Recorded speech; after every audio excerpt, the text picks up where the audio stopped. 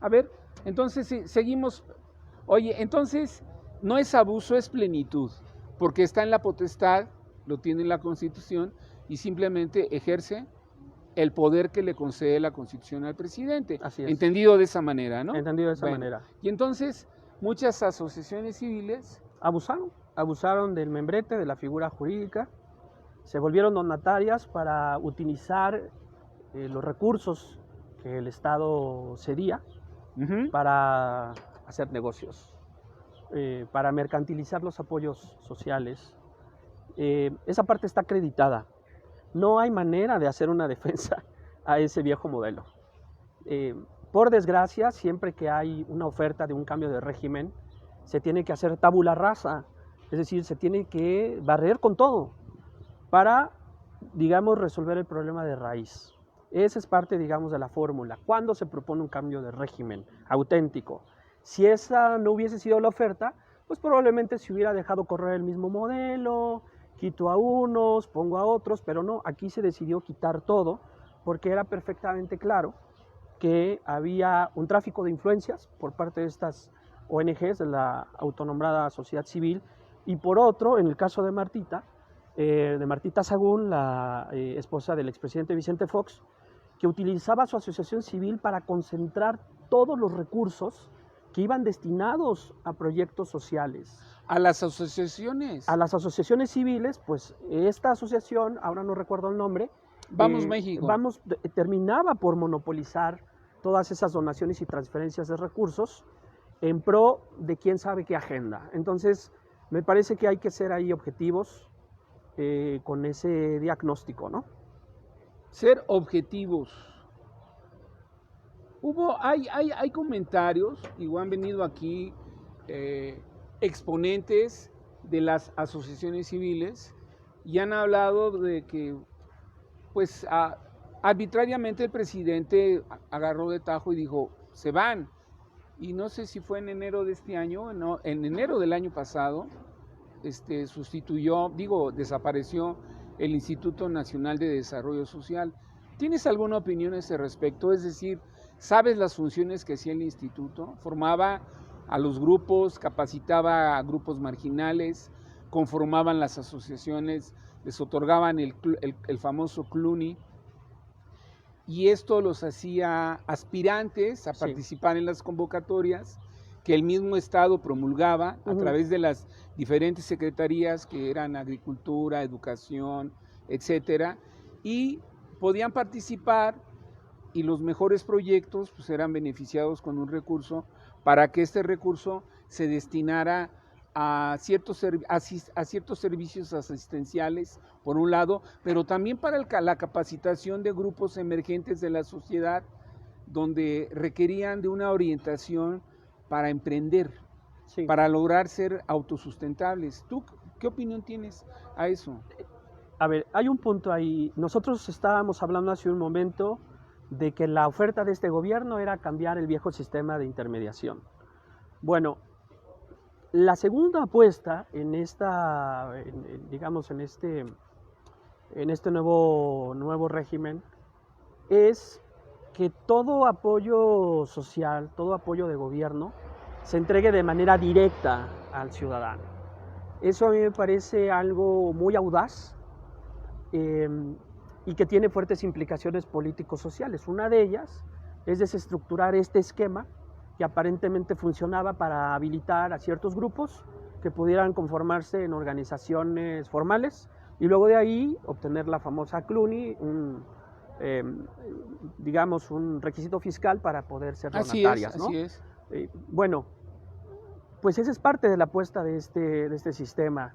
Yo no sé si esto se pueda mantener en el largo plazo, sin que podamos regresar a un mínimo donde tengamos una instancia concertadora que articule los esfuerzos de la sociedad que en realidad no se corrompió con el esquema de las donatarias. Con el esquema anterior. Con el esquema anterior. Me parece que en el futuro debemos de tener un piso mínimo para permitir que las organizaciones que con toda legitimidad quieren hacer labor social, efectivamente lo hagan, pero que lo hagan bajo unas reglas renovadas, donde no se abuse de los mecanismos fiscales ni de las propias fórmulas que tiene el gobierno para ceder ciertos bienes, y que estos bienes sean entregados directamente a la gente, como se hace ahora con el renovado instituto para devolverle al pueblo lo robado.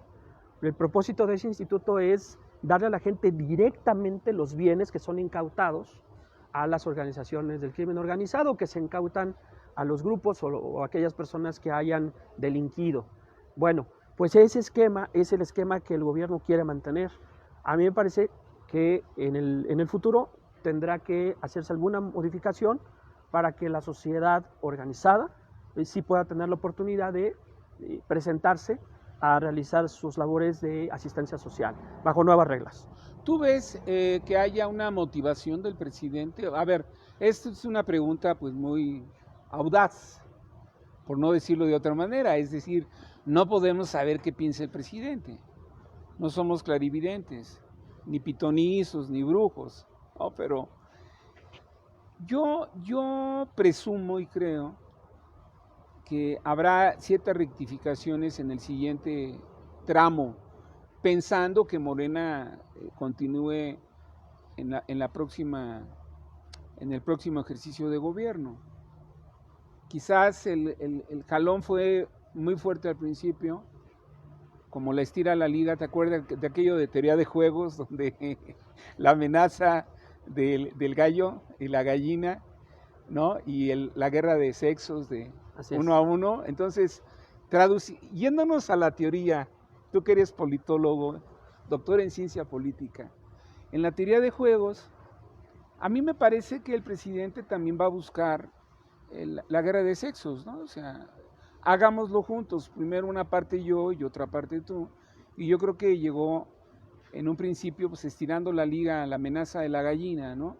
A ver quién llega al precipicio más pronto, porque fueron muchas las amenazas, con tal de reducir ciertos gastos, ¿no? O gastos de ciertas instituciones donde se ha comprobado que había malos manejos. Sí. Entonces, atendiendo a la teoría de juegos, ¿cuál crees tú que sería el juego que sigue para el siguiente sexenio, siempre y cuando Morena continúe en el ejercicio de gobierno? Bueno, Morena va a seguir porque todas las encuestas dan evidencia de que va a ganar, hasta hoy. Y si hoy fueran las elecciones, Morena ganaría. Y parece que esta tendencia no se va a modificar. Bueno, hay que decir algo antes de responder a la segunda cuestión. Lo que ha hecho el presidente en esta lectura tan puntual que tiene de la historia y sobre todo de las sucesiones presidenciales, lo que ha hecho son dos cosas. Primero, se encargó de reducir el número de aspirantes que quisiesen sucederlo en el poder. Y dijo, son 3, 2 hermanos y una hermana. Y luego por ahí metió a don Ricardo Monreal, al cual le mando saludos, a quien yo puedo saludar en algunas ocasiones. Saludamos, Ricardo, fuimos pares en el viejo PRI. A don Ricardo Monreal. Ricardo Monreal, fuimos pares, saludos. Ahora incorporado, primero. Y segundo, le fijó como requisito a estos aspirantes la defensa a ultranza del programa de la Cuarta Transformación. Es decir, si uno quería aspirar a ser chocolata, como se dice en el argot presidencial, uno tenía que acreditar la defensa de ese programa, de la Cuarta Transformación, por lo que dijimos, porque el presidente considera que sus cambios solo se van a poder concretar si hay una continuidad en el poder. Bajo esa idea, entonces, se tienen 3 y luego 4 aspirantes. Ahora, ¿cuál es el asunto? Lo que tú preguntabas. ¿Qué va a pasar? No podemos saber qué está en la cabeza del presidente. Podemos inferir que lo que él está buscando, como ya decíamos, es que haya una continuidad, y hay al menos uno de esos aspirantes que está prometiendo la continuidad con cambio. Entonces, ¿por qué es importante eso? Porque una de las contendientes solo está prometiendo la continuidad a secas, que todo lo que hemos visto va a seguir.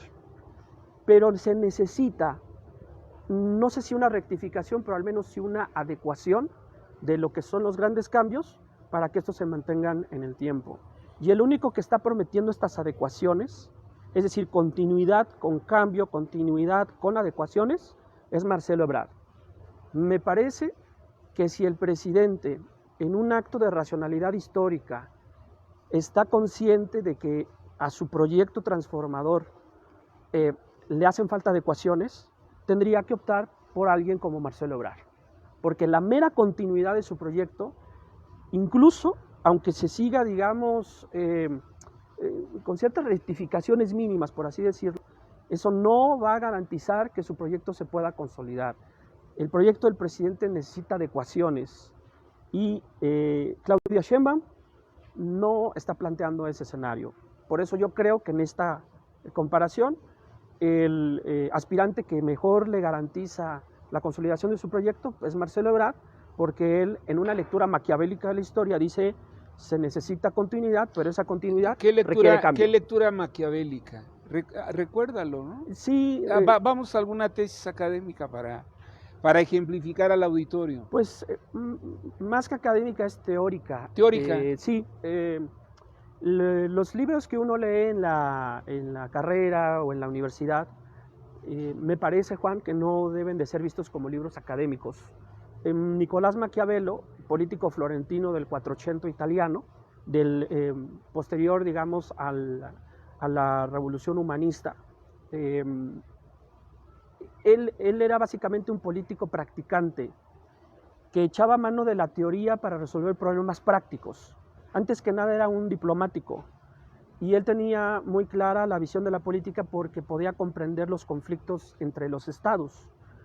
Por eso tiene una visión tan grande. Entonces hay que leer, no en plan académico, sino en un plan práctico, El Príncipe y los discursos de la primera década de Tito Livio, que son como las grandes lecciones de la historia que Maquiavelo utiliza para poder normar su criterio de análisis político.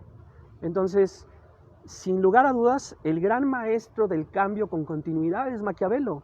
A él le tocó ver el cambio de los regnums en el conflicto entre los papas y los gobernantes, el cesaropapismo, y ver la emergencia de lo que eran los estados unificados, los estados nacionales modernos. Ese fue el mundo que le tocó ver a Maquiavelo. Y me parece que el día de hoy el presidente debe de ponerse en ese plano para entender que en todo ejercicio de cambio de régimen tiene que haber continuidad, pero con ajustes. Esa es la clave de la decisión histórica en la que se encuentra el presidente. No necesariamente hacer el símil con esa coyuntura política que vivió Lázaro Cárdenas cuando tuvo que optar por un militar de escritorio frente a lo que era un político audaz como lo fue, por ejemplo, Mujica. Me parece que esa comparación no necesariamente es la más adecuada para entender lo que estamos viviendo hoy en la coyuntura en la que se encuentra el presidente de México. Muy bien, pues, ¿qué les parece? ¿Les gustó esta charla en Café con Juan? Vamos a pedirle a Rafael que venga más seguido, ¿no?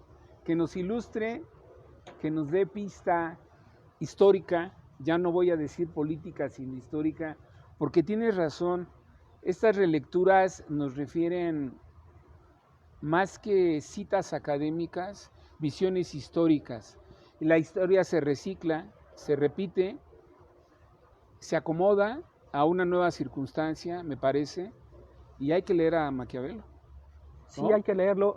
Por cierto, para tu público hay un libro formidable de los discursos de Maquiavelo como diplomático, en una edición de los años 80, que es difícil de conseguir, pero si tú me lo permites, podríamos conseguir les puedo prestar el libro para que el público tenga conocimiento de este texto y ver de qué manera conseguir otro ejemplar para ver si por aquí lo podemos obsequiar. Ah, muy bien, pues sí, ya sí. Hay un regalo de parte de Rafael. Sí, sí.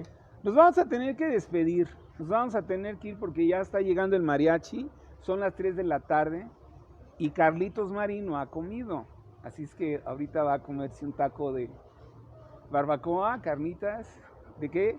Y también Rafael, y yo voy a ver qué me echo por ahí, un sopecito con escamoles. Vengan al Nopalito, hombre. Sábados y domingos hay un buffet padrísimo. Les va a encantar y no se la van a acabar. En el mejor lugar del norte de la ciudad, aquí en el Nopalito, en la Gustavo Amadero. Los invito. A ver, yo los invito, pero cada quien paga lo suyo, que quede claro. Rafa. Gracias, Juan, por la Mi invitación. querido Rafa, como gracias siempre. por tu visita. Gracias, como siempre. Gracias por el reencuentro y gracias por tu buena vibra en este proceso hermosísimo que viví. Muchas gracias, Rafael. Gracias a ti. Nos vemos. Hasta la vista.